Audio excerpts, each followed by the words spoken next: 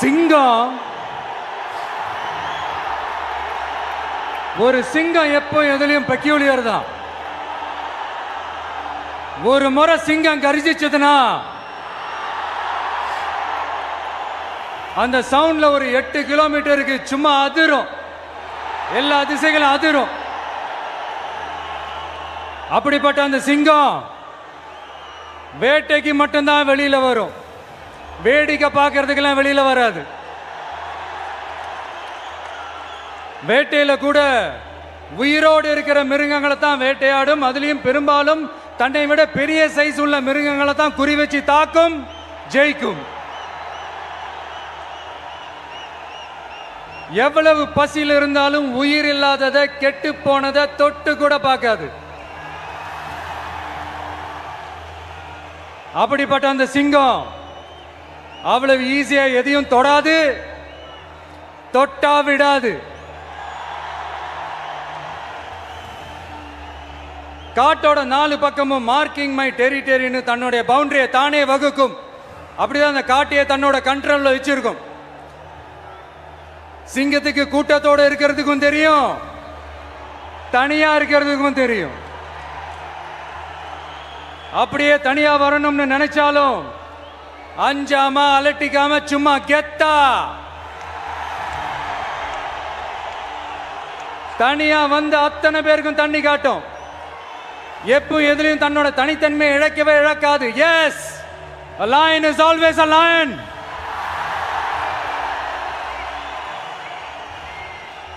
There are so many jackals and other animals in the forest, but there will be only one lion. And even if it is single, it will be the king of jungle. It is not only a description but also a clear declaration. சிங்கத்தை பத்தி பேசிட்டு நம்ம சிங்க குட்டிகளையும் சிங்க பெண்களையும் பத்தி நம்ம பேசாம இருக்க முடியுமா?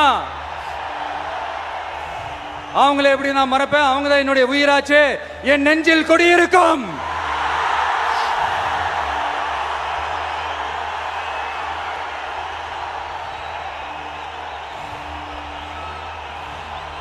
என்னுடைய தோழர்களுக்கும் தோழிகளுக்கும்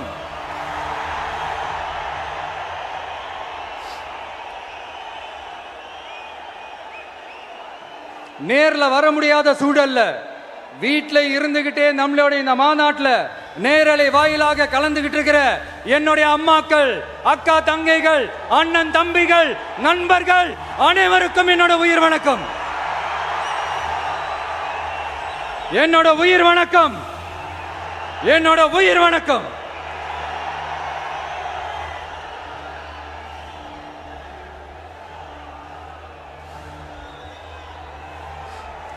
வீரம் விளையும் மாமதுரை மண்ணை வணங்குகிறேன். இந்த மதுரைனாலே உடனே ஞாபகத்துக்கு வரது சீறி பாஞ்சி துள்ளி குதிக்கிற யாருக்கும் அடங்காத காளைகள் விளையாடுற அலங்காநல்லூர் ஜல்லிக்கட்டு தான். நம்ம வைகை ஆறு தான். அழகர் ஆத்துல இறங்குற வைபவம். மதுரை மீனாட்சி அம்மன். இந்த மண்ணோட உண்மையான குணம் உணர்வு பூர்வமான மண் இது. அது மட்டும் இல்ல, இந்த மண்ணில் வாழ்ற மக்களும் அப்படித்தான் உணர்வு பூர்வமான ஆளுங்க. நான் இந்த மண்ணில் கால் எடுத்து வச்ச உடனே ஒரே ஒருத்தரை பத்தி தான் மனசுக்குள்ள ஓடிக்கிட்டே இருந்தது. அவர் யாருன்னு உங்களுக்கும் தெரிஞ்சிருக்கும். சினிமானாலும் சரி, அரசியல்னாலும் சரி, நமக்கு ரொம்ப ரொம்ப பிடிச்சது புரட்சி தலைவர் எம்ஜிஆர் அவர்கள் தான். அவரோட பழகிறதுக்கு எனக்கு வாய்ப்பு கிடைக்கல. ஆனா அவரை மாதிரியே குணம் கொண்ட என்னுடைய அண்ணன் புரட்சி கலைஞர் கேப்டன் விஜயகாந்த் அவர்களோட பழகிறதுக்கு எனக்கு நிறையவே வாய்ப்பு கிடைச்சது. அவரும் இந்த மதுரை மண்ணை சேர்ந்தவர் தானே, அவரை மறக்க முடியுமா? தமிழ்நாட்டு மக்கள் உணர்வுபூர்வமா உண்மையா நம்ம பக்கத்திலே நிக்கிறவங்க, அதுக்கு ஒரு மிகப்பெரிய அடையாளம் தான் இந்த மதுரை மண். நம்ம தமிழக வெற்றி கழகம் கையில் எடுத்திருக்கிற அரசியலும் அப்படித்தான். உண்மையான அரசியல், உணர்வு பூர்வமான அரசியல், நல்ல அரசியல், நல்லவங்களுக்கான அரசியல், நாட்டு மக்களுக்கான அரசியல், நல்லது மட்டுமே செய்கிற அரசியல்.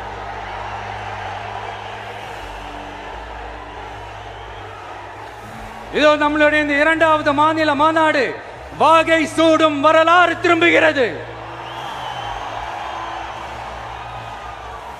அப்படி இந்த மாநாட்டுக்கு பேர் வச்சிருக்கிறோம். 1967லயும் 1977லயும் நம்ம தமிழக அரசியல் ஒரு மிகப்பெரிய ஆட்சி அதிகார மாற்றங்கள் ஒண்ணு நடந்துச்சு இல்லையா? அதே மாதிரிதான் அடுத்த வருஷம் 2026ல அப்படி ஒரு வரலாறு திரும்ப போகுதுன்னு உறுதியா சொல்றதுக்கான மாநாடு தான் நம்மளோட இந்த இரண்டாவது மாநில மாநாடு.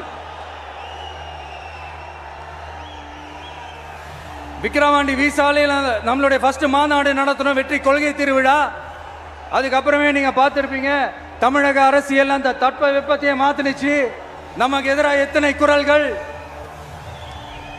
ஆனா உங்களுக்கு தான் நம்மளை பத்தி நல்லா தெரியுமே, எந்த குரலையும் காதலையே போட்டுக்காம மக்களோட குரலை மட்டுமே கேட்டுக்கிட்டு நமக்கு எதிராக வர அத்தனை கூக்குரல்களையும் சின்னதா ஒரு சிரிப்போடவே கடந்து வந்திருக்கிறோம். அது இல்லாம நம்ம மாநாட்டில் ஒலிக்கிற இந்த குரல் இந்த ஒற்றை தமிழ் மகனோட குரல் மட்டுமல்ல, ஒட்டுமொத்த தமிழ்நாட்டு மக்களுடைய குரல். தமிழ்நாட்டில் இருக்கிற ஒவ்வொரு வீட்டில இருந்தும் ஒலிக்கிற குரல், ஒட்டுமொத்த உலகெங்கும் வாழும் ஒவ்வொரு தமிழ் வீட்டிலிருந்தும் எழும் குரல். இந்த சினிமா என்கிற மாபெரும் கலை ஆயுதத்தின் வாயிலாக சாதி, மதம், இனம், பாலினம், மொழி கடந்து இந்த நாட்டின் மூளை முடுக்கெங்கும் ரசிகர்களாக இருந்து தோழர்களாக நம்மோடு பயணிக்க துவங்கியுள்ள அனைவரோடும் இணைந்த ஒவ்வொரு மனிதருக்காகவும் ஒலிக்கிற உரிமை குரல். மாநில உரிமைக்காக, பெண் உரிமைக்காக, சமூக நீதிக்காக, சமநீதிக்காக, மதச்சார்பின்மைக்காக உண்மையா ஒலிக்கிற குரல். அதனால் இந்த குரலுக்கு எதிராக இன்னும் இன்னும் எத்தனை எத்தனை கூக்குரல்கள் வந்தாலும் ஓங்கி ஒலிக்குமே தவிர ஒரு நாளும் ஓயவே ஓயாது. Yes, it is an unstoppable voice, an unstoppable force.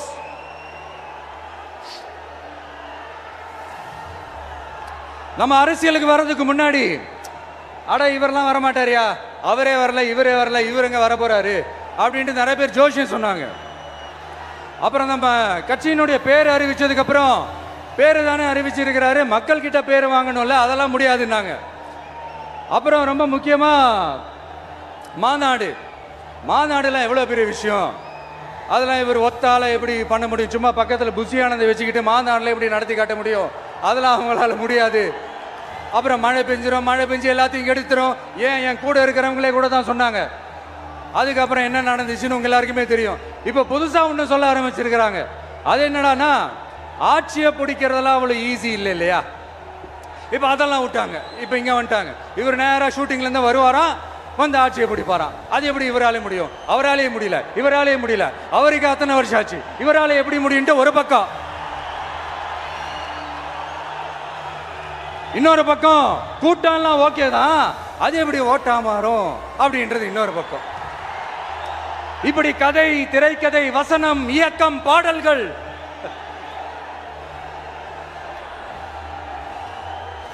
அதனால இந்த அரசியல் ஆய்வாளர்களுக்கு நான் சொல்றதெல்லாம் ஒன்னேதான், நல்லா கேட்டுக்கங்க. இந்த விஜய் ஏதோ இந்த பல லட்சம் பேர் கூடுற கூட்டத்தில் மட்டுமே இருக்கிறாரு அப்படின்னு மட்டும் தப்பு கணக்கு போட்டாதீங்க. ஏன்னா நம்மளுடைய இந்த கூட்டம் வெறும் ஓட்டா மட்டும் இல்லைங்க, வரப்போற தேர்தலில் மக்கள் விரோத ஆட்சியாளர்களுக்கு நாம வைக்க போற வேட்டா, நம்மளை கோட்டைக்கு அனுப்ப போற ரூட்டா இருக்க போதுன்னு சீக்கிரமாவே தெரிஞ்சுப்பீங்க. ஏன்னா கோடிக்கணக்கானவங்களோட ஹார்ட்லயும் வீட்லயும் ஏற்கனவே ஆல்ரெடி உயிரா, உணர்வா, உறவா இருக்கிறோம். நம்மளுடைய கனெக்ட் எல்லாம் வெறும் மக்களோட மட்டும்தான். நாம யாருன்னு அவங்களுக்கு தெரியும், அவங்க யாருன்னு நமக்கு தெரியும். நாமளும் நம்ம மக்களும் எப்படி இருக்கிறோம்னு எதிரிங்களுக்கு நல்லாவே தெரியும்.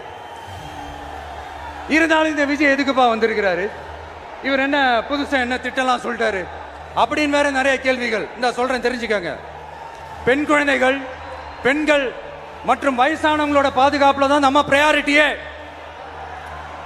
அடுத்து இளைஞர்கள், உழவர்கள், உழைப்பாளர்கள், நெசவாளர்கள், மீனவர்கள், ஆதரவற்ற முதியோர்கள், மாற்றுத்திறனாளிகள், மூன்றாம் பால் இனத்தவர்கள்னு இன்னும் யாருக்கெல்லாம் கவர்மெண்டோட ஒரு ஸ்பெஷல் அட்டென்ஷன் தேவையோ அவங்க எல்லாருக்குமான ஒரு கவர்மெண்ட் அமைக்கிறது தான் நம்ம இலக்கே.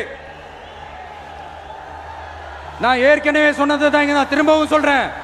நம்மளுடைய இந்த தமிழக வெற்றி கழகம் ஏதோ அரசியல் ஆதாயத்துக்காக தொடங்கப்பட்ட கட்சியெல்லாம் கிடையாதுங்க. கொள்கை கோட்பாடுகளோடு தந்தை பெரியார், பெருந்தலைவர் காமராஜர், அண்ணல் அம்பேத்கர், வீரமங்க வேலு நாச்சியார், மக்கள் சேவகர் அஞ்சலை அம்மாள், நம்மளுடைய 5 கொள்கை தலைவர்களோட வழிகாட்டுதல்களோடு தொடங்கப்பட்ட கட்சி. நம்ம ஸ்டாண்ட்ல நாம எப்பவுமே ஸ்ட்ராங்கா தாங்க இருக்கிறோம். அதுல எந்த மாற்றத்துக்கோ எந்த சமரசத்துக்கோ துளி கூட இடமில்லை. நம்மளுடைய ஒரே கொள்கை எதிரி பாஜக தான். நம்மளுடைய ஒரே அரசியல் எதிரி திமுக தான். எப்படி? நம்மளுடைய ஒரே கொள்கை எதிரி, நம்மளுடைய ஒரே அரசியல் எதிரி ஏதோ அண்டர் கிரவுண்ட் ஆதாயத்துக்காக டீல் போட்டுக்கிட்டு டீல் பேசிக்கிட்டு இந்த அலையன்ஸ் வச்சுக்கிட்டு இந்த ஊரை ஏமாத்துற கட்சி எல்லாம் நம்ம டிவிக்கே கிடையாதுங்க. யாருக்காகவும் எதுக்காகவும் எந்த பயமும் கிடையாது. மாபெரும் பெண்கள் சக்தி நம்மளோட இருக்கிறாங்க, மாபெரும் இளைஞர்கள் சக்தி நம்மளோட இருக்கிறாங்க, ஒட்டுமொத்த தமிழ்நாட்டு மக்களுடைய சக்தி நம்மளோட நிக்கிறாங்க. அப்படி இருக்கும்போது இந்தியாவில் இருக்கிற எல்லா ஸ்டேட்லயும் வாழ்ற நம்ம தமிழ் நெஞ்சங்கள் மட்டும் இல்ல, உலகம் பூரா 100க்கும் மேலான நாடுகள்ல வாழ்ற நம்ம தாய் தமிழ் உறவுகள் எல்லாருமே என்ன விஜய் தளபதி விஜய் இல்லனா விஜய் தளபதி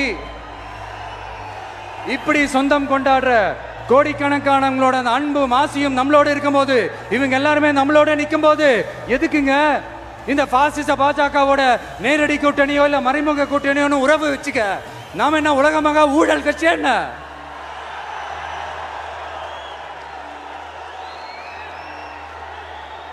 நம்மளை பத்தி சின்னதா ஒரு உண்மை ஒண்ணு சொல்லலாமா? என்னடா இவர் வாயால இப்படி சொல்றாருன்ட்டு யாரும் தவறா நினைச்சுக்க வேணாம். ஏன்னா இது ஒரு விதத்துல ஒரு ஃபேக்டும் கூட, அதனால தான் நான் சொல்லணும்னு ஆசைப்படுறேன். நம்ம யார் தெரியும்ல? நாம எல்லாருமே சொல்றேன், நாம யார் தெரியும்ல? இந்தியாவின் மாபெரும் மக்கள் சக்தி கொண்ட ஒரு மகத்தான வெகுஜன மக்கள் படை.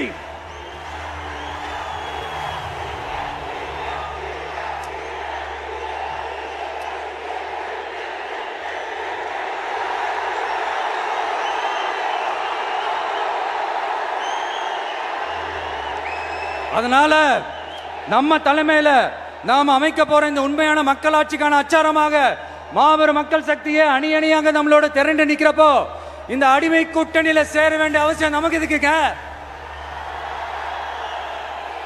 நம்மளுடைய இந்த கூட்டணி சுயமிழந்த கூட்டணியாலாம் இருக்காது, சுய மரியாதை கூட்டணியா தான் இருக்கும். இந்த ஒரு பக்கம் RSS கிட்ட அடிபணிஞ்சுக்கிட்டு, இன்னொரு பக்கம் மதச்சார்பற்ற கூட்டணின்னு இந்த மக்களை ஏமாத்துற கூட்டணியாலாம் நம்ம கூட்டணி இருக்காது.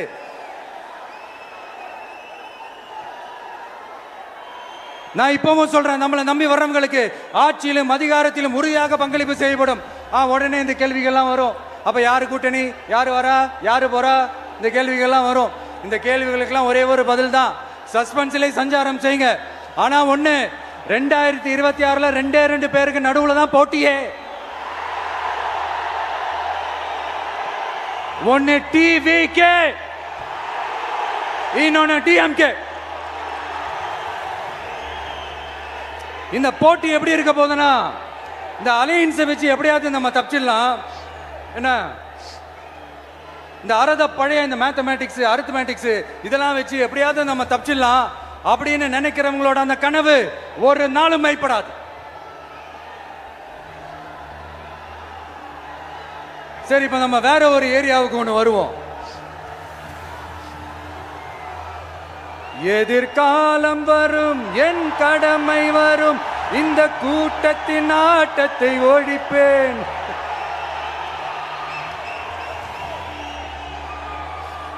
மக்கள் அரசியல் என்ற அந்த சவுக்க கையில் எடுக்கலாமா?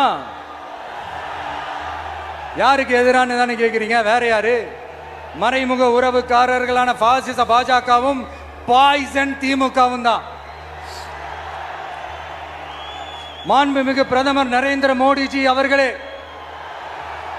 3வது முறையா ஒன்றியத்தோட ஆட்சி அதிகாரத்தை நீங்க தானே கையில் வச்சிருக்கிறீங்க. இல்ல நாங்க தெரியாம தான் கேட்கிறோம். நீங்க ஆட்சிக்கு வந்தது ஒட்டுமொத்த மக்களுக்கும் நல்லது செய்யவா, இல்ல நம்மளுடைய இந்த இஸ்லாமிய நண்பர்களுக்கும் இஸ்லாமிய தோழர்களுக்கும் எதிராக சதி செய்யவா? மக்களுக்கு உங்ககிட்ட கேட்கறதுக்குன்னு ஏராளமான கேள்விகள் இருக்குது. அதனால அவங்க சார்பா அவங்கள ஒருத்தனா அவங்களோட ஒரு உண்மையான ஒரு பிரதிநிதியா உங்ககிட்ட சில கேள்விகள் கேட்கணும். மிஸ்டர் பிரைம் மினிஸ்டர் அவர்களே, நம்ம தமிழ்நாட்டு மீனவர்கள் கிட்டத்தட்ட ஒரு 800 பேருக்கு மேல இலங்கை கடற்படையால தாக்கி அழிக்கப்பட்டிருக்கிறாங்க. அதை கண்டிக்கிறதுக்காக உங்களை பெருசா எதுவும் செய்ய சொல்லல, சின்னதா ஒண்ணே ஒண்ணு மட்டும் செஞ்சு கொடுங்க.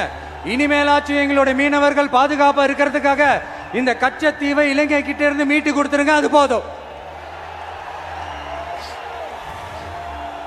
உங்களுடைய இந்த முரட்டு பிடிவாதத்தால நீங்க நடத்துற இந்த நீட்டு தேர்வு, அதனால இங்க என்னென்ன நடக்குதுன்னு சொல்றதுக்கே மனசு வலிக்குது.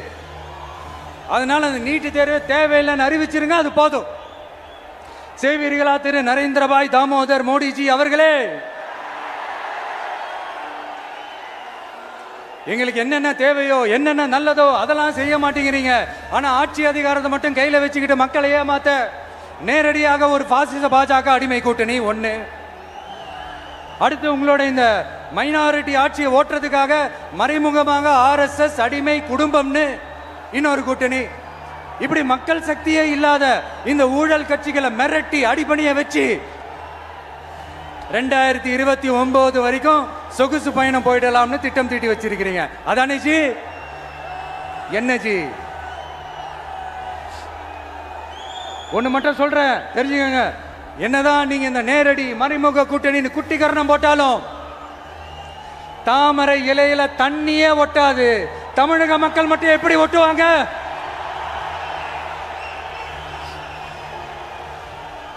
இங்க ஒரு MP சீட்டு கூட தரலன்றதுக்காக தமிழ்நாட்டுக்கும் தமிழ்நாட்டு மக்களுக்கும் எதுவுமே செய்யாம ஓரவஞ்சனை செய்யுது இந்த ஒன்றிய பாஜக அரசு.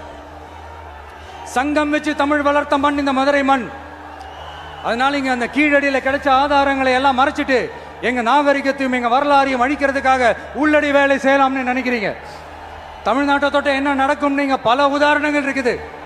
அதனால இதையெல்லாம் மறைச்சிட்டு எங்க மக்களை ஏமாத்திடலாம்னு மட்டும் நினைக்காதீங்க. மத நல்லிணக்கத்திற்கு பெயர் பெற்ற இந்த மதுரை மண்ணிலிருந்து சொல்றேன், உங்க எண்ணமெல்லாம் ஒரு நாளும் ஈடேறாது.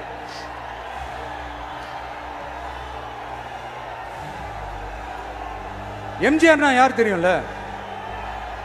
அவர் மாஸ்னா என்னன்னு தெரியும்ல? அவர் உயிரோடு இருக்கிற வரைக்கும் அந்த CM சீட்டை பத்தி ஒருத்தராலையும் நினைச்சு கூட பார்க்க முடியல, கனவு கூட காண முடியல. எப்படியாவது அந்த CM சீட்டை என்கிட்ட கொடுத்துருங்க, என் நண்பர் எம்ஜிஆர் திரும்ப வந்ததுக்கு அப்புறம் நான் திருப்பி கொடுத்துட்றேன்னு தன்னோட எதிரியை கூட மக்கள் கிட்ட கெஞ்ச வச்சவர் எம்ஜிஆர். எப்படி கெஞ்ச வச்ச? அதனால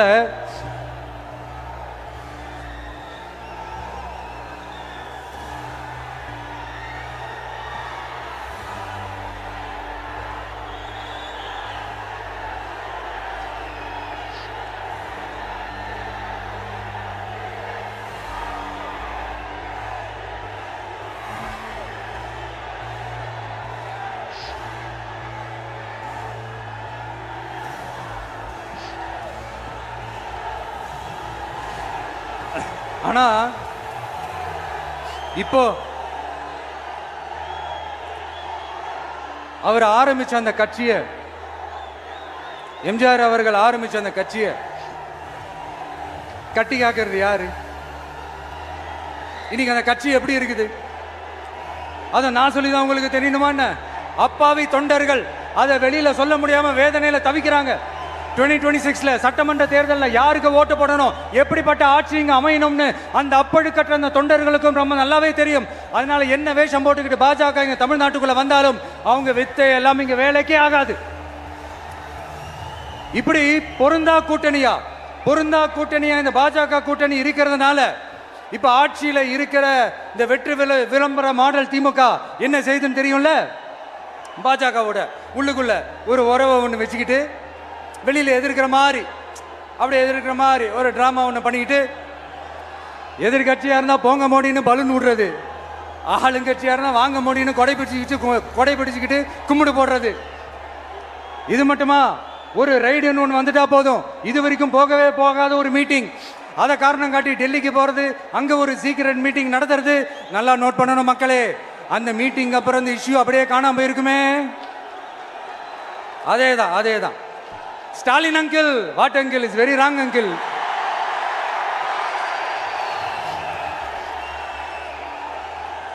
இப்படி தமிழ்நாட்டில் இப்ப நடக்கிற இந்த ஆட்சியினுடைய லட்சணத்தை பார்த்துக்கிட்டு நாம எப்படி சும்மா இருக்க முடியும்?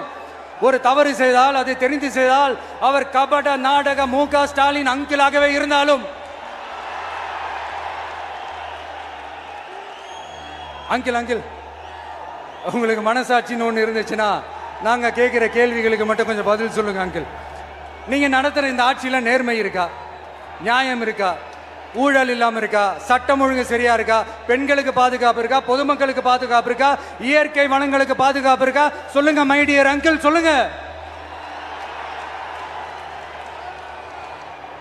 டாஸ்மாக்ல மட்டுமே இது வரைக்கும் 1000 கோடிக்கு மேல ஊழல்னு சொல்றாங்க.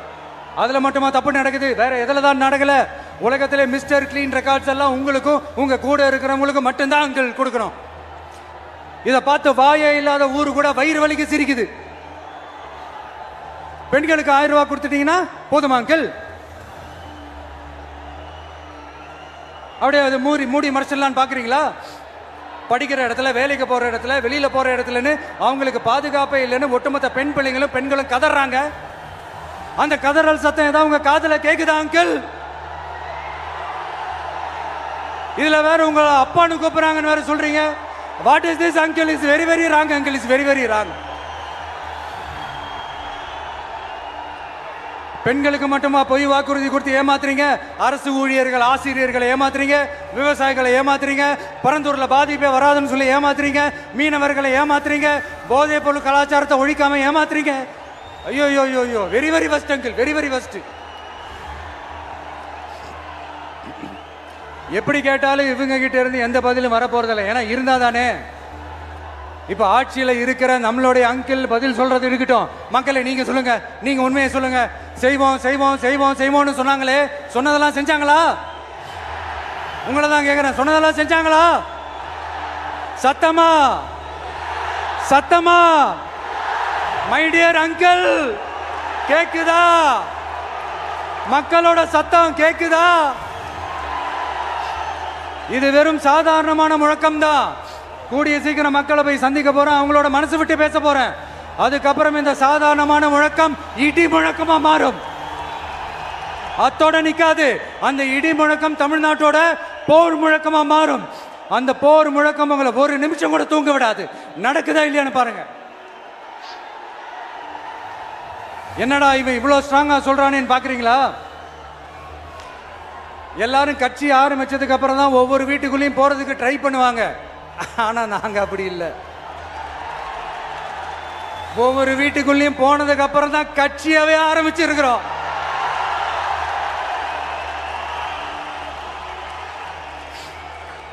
அதனால ஒட்டுமொத்தமா எல்லாருமா சேர்ந்து இந்த திமுக ஆட்சியை, கபட நாடக திமுக ஆட்சியை 2026 தேர்தலில் வீட்டுக்கு அனுப்புறோம். வீட்டுக்கு அனுப்புறோம். என்ன நண்பா, சரிதானே? என்ன நண்பி, செய்வீர்கள் தானே?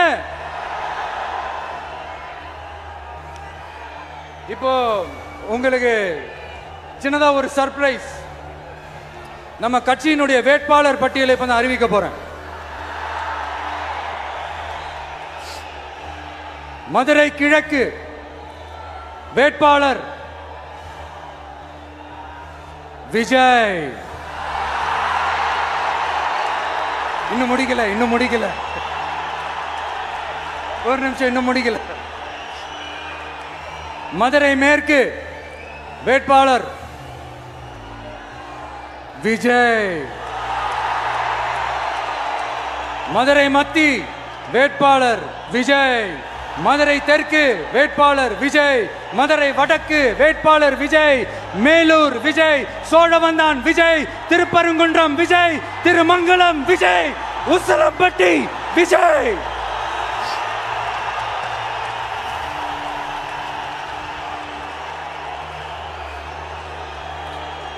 என்னடா எல்லா தொகுதியிலையும் ஒரே வேட்பாளர்னு பாக்குறீங்களா? 234 தொகுதியிலையும் இந்த விஜய் தான், அதாவது உங்க விஜய் தான் உங்க சின்னம். இன்னும் சிம்பிளா சொல்லணும்னா உங்க வீட்டில் இருக்கிற ஒருத்தர் தான் வேட்பாளரா நிக்க போறாங்க. அந்த வேட்பாளரும் நானும் வேறு வேறு இல்லை. நீங்க அவருக்கு ஓட்டு போட்டீங்கன்னா எனக்கு ஓட்டு போட்ட மாதிரி, இந்த முகத்துக்காக நீங்க ஓட்டு போட்டீங்கன்னா உங்க வீட்டில் இருக்கிற உங்களுடைய வேட்பாளர் ஜெயிச்ச மாதிரி. என்னடா இவர் ஏதோ ஓவரா சொல்றாருன்னு நினைக்க வேணாம். பிராக்டிக்கலா அப்படிதான் இருக்கும், அப்படிதான் இருக்கணும். நீங்களும் அப்படிதான் நினைப்பீங்கன்னு நான் நம்புறேன். ஏன்னா இது நம்மளை விட நம்ம எதிரிங்களுக்கு இன்னும் நல்லாவே தெரியும். அதனால எல்லா இந்த அதிகார பலம் எல்லாத்தையும் தூக்கிட்டு வந்துருவாங்க.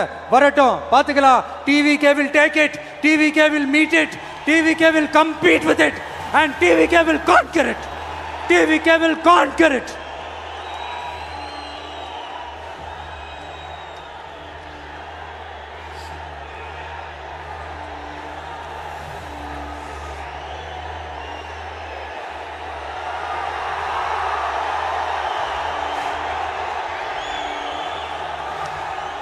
இந்த நேரத்தில் நம்ம மனசுல இருக்கிறத மக்கள் கிட்ட சொல்லி ஆகணும். தூத்துக்குடி ஸ்னோலினோட அம்மா என்ன அவங்களோட தம்பி, இன்னும் அவங்க பொண்ணுக்கு நான் தாய் மாமன்னு சொன்னாங்க. அந்த அக்காவோட குழந்தைக்கு மட்டும் இல்லைங்க, என்ன அண்ணனா தம்பியா நினைக்கிற தமிழ்நாட்டில் இருக்கிற என்னோட எல்லா சகோதரிகளின் குழந்தைகளுக்கும் நான் இன்னைக்கு மட்டும் இல்ல, என்னைக்குமே ஒரு தாய் மாமனா தான் இருப்பேன்.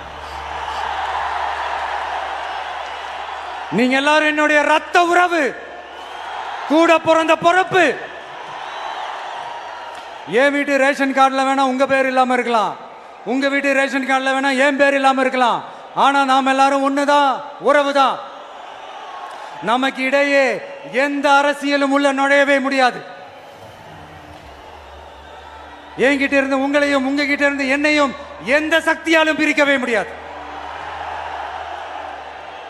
அப்புறம் நான் ஒன்றும் இந்த மார்க்கெட் போனதுக்கு அப்புறம், ரிட்டையர் ஆனதுக்கு அப்புறம் அடைக்கலம் தேடி அரசியலுக்கு வரல, படைக்கலனோட வந்திருக்கிறோம். பவர்ஃபுல் ஃபோர்ஸோட, மாபெரும் படை வரிசையோட, எல்லாத்துக்கும் தயாராகி தான் வந்திருக்கிறோம். இவ்வளவு தயாரா நாம அரசியலுக்கு வர்றதுக்கு ரொம்ப ரொம்ப முக்கிய காரணம் ஒன்று இருக்கு. அது என்ன தெரியுமா? நன்றி கடன், நன்றி கடன், நன்றி கடன். கிட்டத்தட்ட ஒரு 30 வருஷமா, 30 வருஷத்துக்கு மேல நீங்க தான், நம்ம மக்கள் தான் என் கூட நிக்கிறீங்க, எனக்காக நிக்கிறீங்க, என்னை தாங்கி பிடிக்கிறீங்க, மனசுல ஏந்தி பிடிக்கிறீங்க, தாய் அன்போட மடியில ஏந்திக்கிறீங்க. உண்மையை சொல்லணும்னா வேற யாரை விடவும் எனக்கு இந்த அன்பையும் ஆதரவையும் கொடுத்துருக்கிறீங்க. என் மேல உயிரையே வச்சிருக்கிறீங்க. என்ன உங்க வீட்டுல ஒருத்தனாவே ஆக்கிட்டீங்க. நீங்க எனக்கு கடவுள் கொடுத்த வரம்.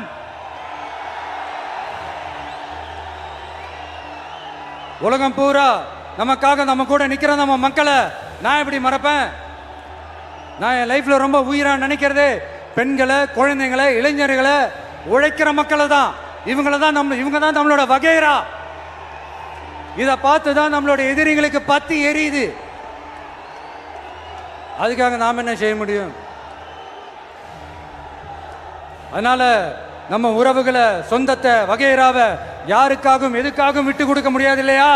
Here at this moment among this August gathering, I want to open my heart and say I enjoy people, I respect people, I worship people.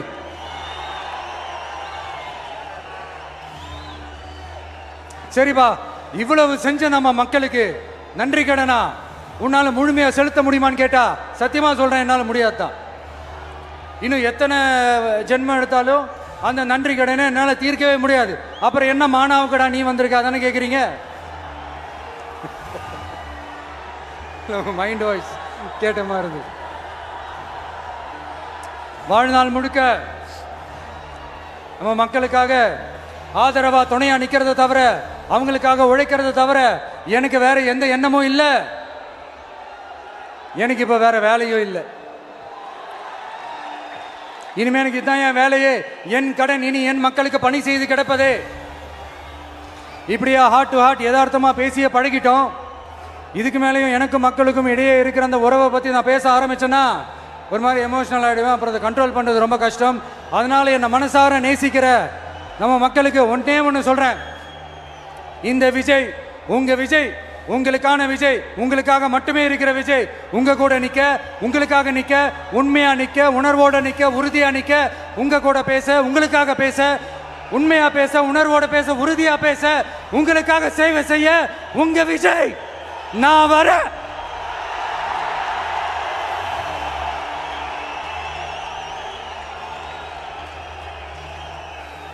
சொல்லல முக்கியம், செயல் செயல் செயல் தான் முக்கியம். செய்க தான் சும்மா சிறப்பாக இருக்கணும். நான் ஆட்சிக்கு வந்தேன்னா சும்மா அது செய்வேன், இது செய்வேன், நல்லது செய்வேன், உருட்டுவேன், புரட்டுவேன், அதெல்லாம் கிடையாது. செய்யறதுக்கு நல்லது, செய்யறதுக்கு நல்லது செய்யறதுக்கு மட்டும்தான் இந்த விஜய். அப்புறம் ஒரு அரசியல் தலைவன் அவன் சினிமாக்காரனா, நல்லவனா, கெட்டவனா, இதெல்லாம் தாண்டி அவன் உண்மையானவனா, அதுதான் ரொம்ப ரொம்ப முக்கியம். இது சம்பந்தமா ஒரு குட்டி கதை ஒன்று சொல்றேன். ஒரு நாட்டில் ஒரு ராஜா தனக்கு பக்கபலமா இருக்கிறதுக்காக, கூட துணையா இருக்கிறதுக்காக ஒரு தளபதியை தேடுறாரு. சரியான தகுதிகளோட ஒரு 10 பேர் செலக்ட் ஆகுறாங்க. ஆனால் அதில் ஒருத்தர் மட்டும் தான் செலக்ட் பண்ணணும். அதனால் அந்த ராஜா என்ன பண்ணுறாருன்னா ஒரு டெஸ்ட் வைக்கிறாரு. அந்த 10 பேர் கையிலையும் விதை நெல்லை கொடுத்து இதை நல்லா வளர்த்து கொண்டு வாங்க, ஒரு 3 மாதம் கழிச்சு வாங்கன்னு சொல்லி அனுப்பி வச்சிடுறாரு. 3 மாதம் கழிச்சு வரும்போது அதில் ஒருத்தர் ஆள் உயரத்துக்கு வளர்த்துருந்தாரு, ஒருத்தர் தோல் உயரத்துக்கு வளர்த்துருந்தாரு. அதில் ஒரு 9 பேரும் நல்லா வளர்த்து கொண்டு வந்திருந்தாங்க. ஒருத்தர் மட்டும் வெறும் தொட்டியோடவே வந்தார். என்னன்னு கேட்டதுக்கு, நானும் தண்ணி ஊற்றி ஊற்றி பார்க்குறேன், உரம் வச்சு வச்சு பார்க்குறேன், வளரவே மாட்டேங்குது ராஜா, என்ன பண்ணுறதுன்னு தெரியலன்னு சொன்னதுக்கு ராஜா அவரை கட்டி அணைச்சிக்கிட்டு, இனிமே நீதான் என்னுடைய தளபதி, எல்லா அதிகாரமும் உனக்கு தான் சொன்னார். ஏன்னா அந்த 10 பேர் கையிலையும் ராஜா கொடுத்தது அவித்த விதை நெல், அது முளைக்கவே முளைக்காது. அந்த 9 திருட்டு பயலும் என்ன பண்ணியிருக்காங்கன்னா வேற விதை நெல்லை வாங்கி அதை வளர்த்துட்டு ராஜாவையும் மக்களையும் ஏமாத்திருக்கிறாங்க. ஆனால் இவர் மட்டும் உண்மையை போட்டு உடைச்சிட்டார். அதனால ஒரு நாட்டுக்கு திறமை எந்த அளவுக்கு முக்கியமோ அந்த அளவுக்கு உண்மையும் நேர்மையும் முக்கியம். இப்போ நீங்க எல்லாரும் தான் அந்த ராஜா. நீங்க தேர்ந்தெடுக்க போற அந்த தளபதி